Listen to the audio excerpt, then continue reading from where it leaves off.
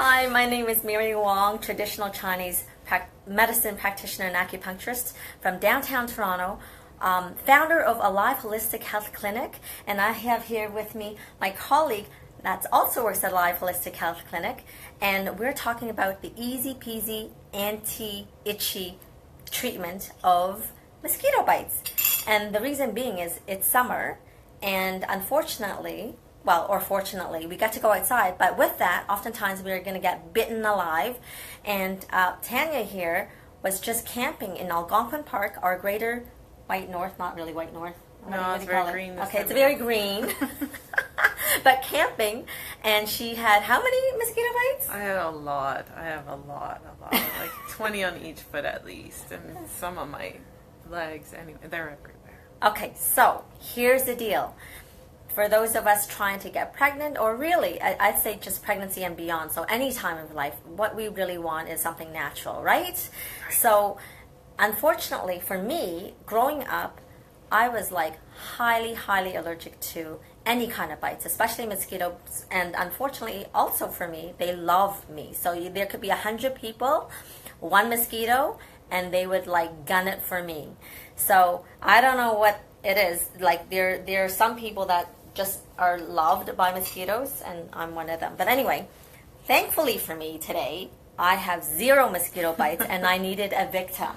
So here we are, and we're going to discuss like my favorite way of treating or having anti-itch. What's the word? Like itch relief. Itch relief. That's it. Okay. Like mine would get like totally inflamed. Like I would literally get golf-sized balls. I would even say like half grapefruit sized when I was a kid. Thankfully, it was a little less as I got older, but still so severely itchy because when you have an allergic reaction, the itching becomes more prominent, it gets raised, it gets really hot, it's very inflamed. So what do? Well, I'll tell you, I've tried everything from under the sun. Now, I am also aware of time, and Tanya needs to leave in 5 minutes. So I'm going to start the treatment, and I'm going to talk about it, okay? So my favorite all-time thing to do, because I've literally tried everything from under the sun. This is boiled water. That's very hot currently. We just boiled it. So I don't even know if you can see the steam. I'm hoping you can, but maybe not. Oh, anyhow. But I've put a spoon in it. So this one is new for me. But what I normally do is I dip it. Ooh, where are we going to put this? Because it's really hot. I didn't think about that.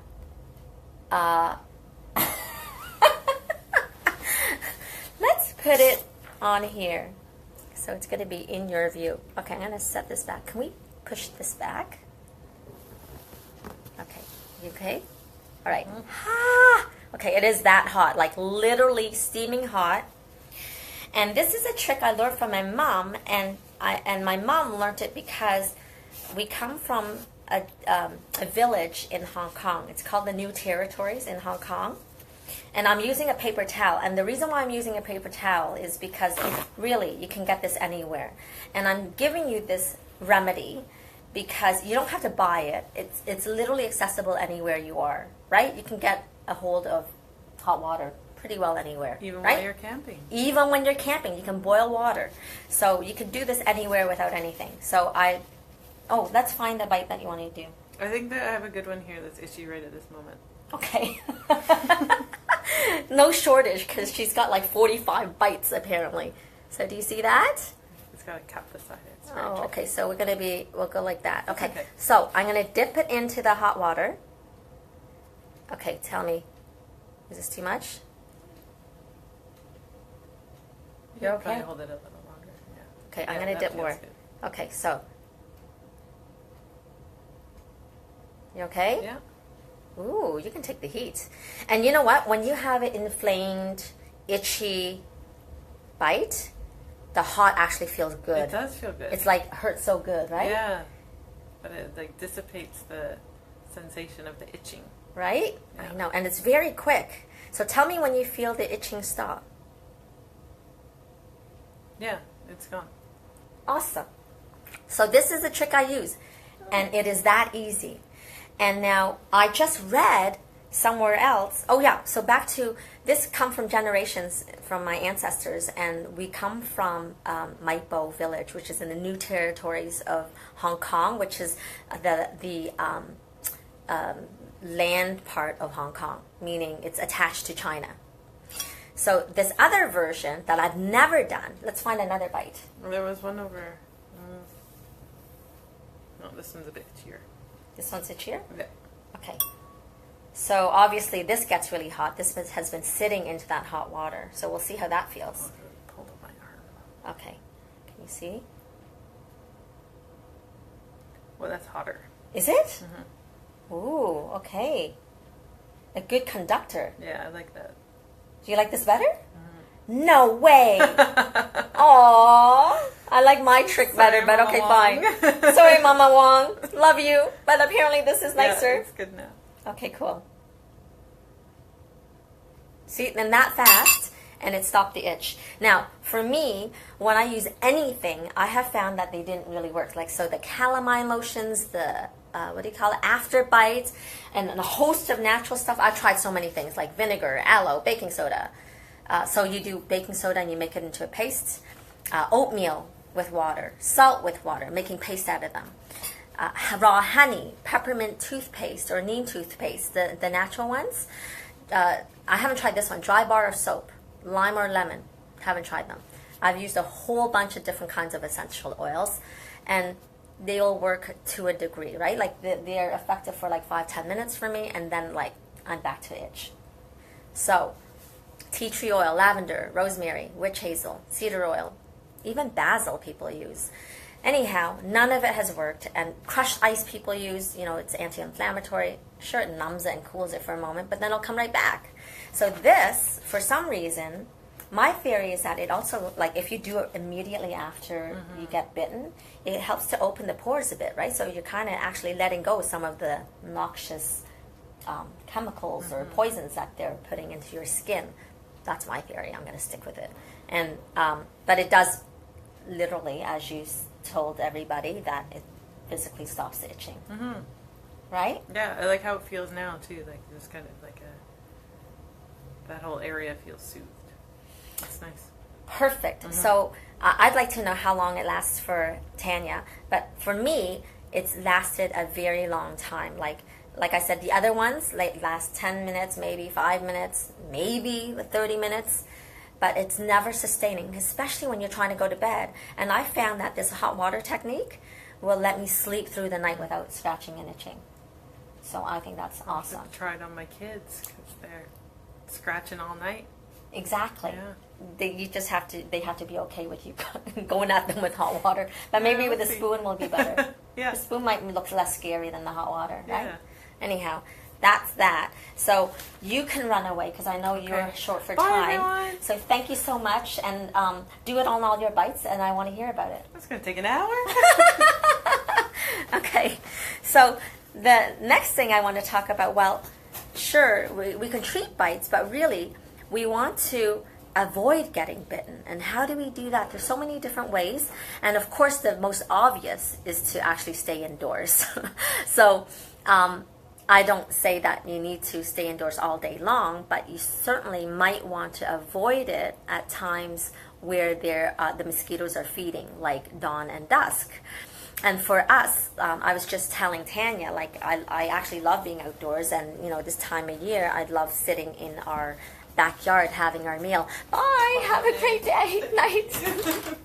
And so the best thing to do for us to still get some outdoors is eating our breakfast and lunch outside, and then dinner depending on what time. And if I see that it's getting a little dark, we don't sit outside, and then I don't get mosquito bites because I am totally in fear of them.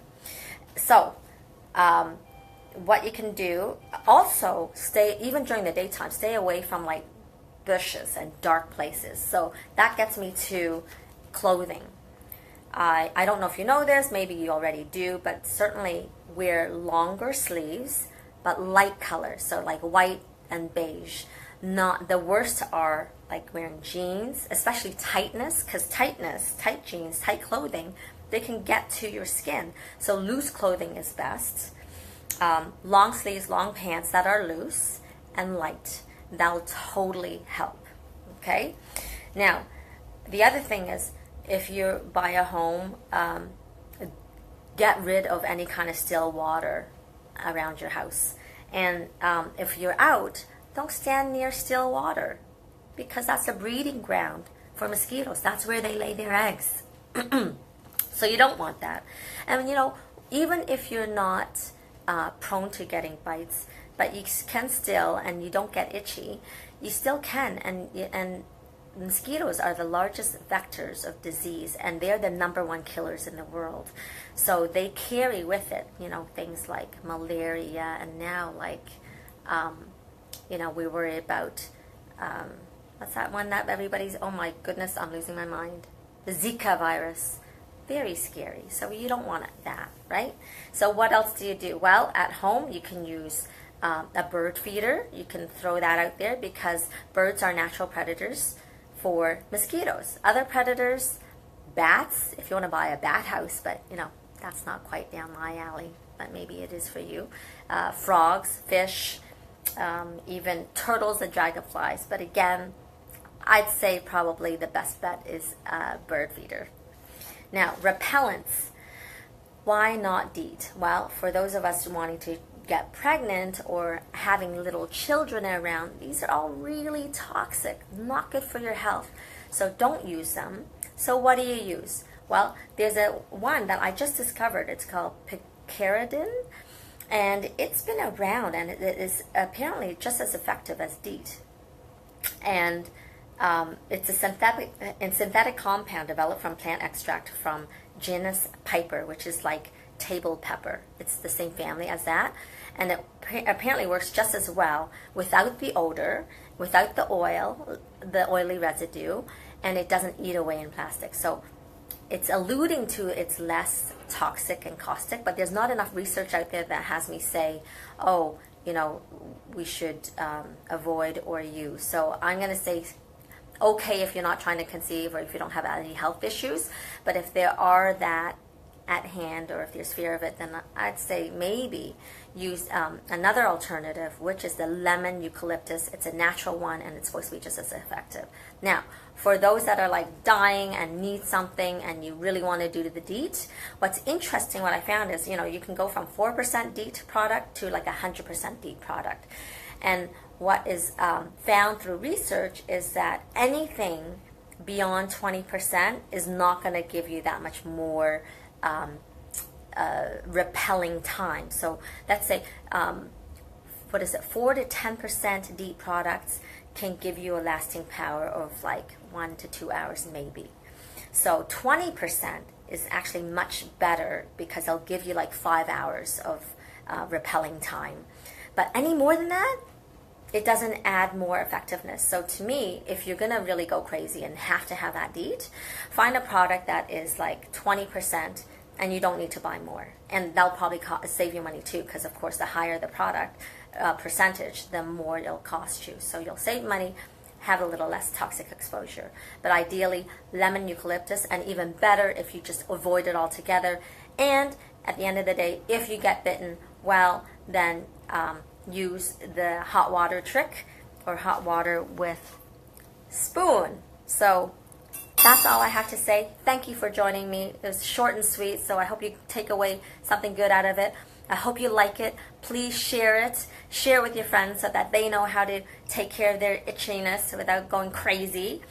And I want to tell you that I have been away for 2 weeks. I took a hiatus for summer, but now I'm going back. And next Monday, I'm so excited to tell you that for my live post number 50, which is a very special number. Like, I can't believe I've done 50 posts. I'm going to be doing 50 posts. So I'm having a special guest, Lee Hellender Rubin, who is an acupuncturist, Chinese medicine practitioner, and researcher who did an amazing paper. So I'm interviewing her about whole systems, traditional Chinese medicine, and its effect on IV, in vitro fertilization outcomes, which means higher number of take-home babies. So I'm excited to share with you her in an interview. That's Monday, 9 p.m. Eastern Standard Time. And then Wednesday, it's like back to back, okay? Wednesday, August the 9th, I'm going to have Lisa Marie, who's the host and founder of Fertility Friday, which is a podcast that comes on every Friday, and she has topics, everything and anything to do with fertility, which is so awesome. And so we're going to talk about fertility awareness as a fertility method, as well as ovulation predictor kits and how it's not what it cracks up to be. So please join us Monday night, Wednesday night, and then thereafter every Wednesday night at 8 p.m. Eastern Standard Time. So thank you, and please check out all my other posts, like my page, check out my website, marywong.life, and buy my book, Pathways to Pregnancy, where it gives you lots of hope and dispels shame, and simultaneously providing you really practical advice on how to navigate the fertility world, as well as how to be as optimized as possible in trying to conceive. Okay, thanks. Mwah. Be aware here, or be square. Take care. Bye.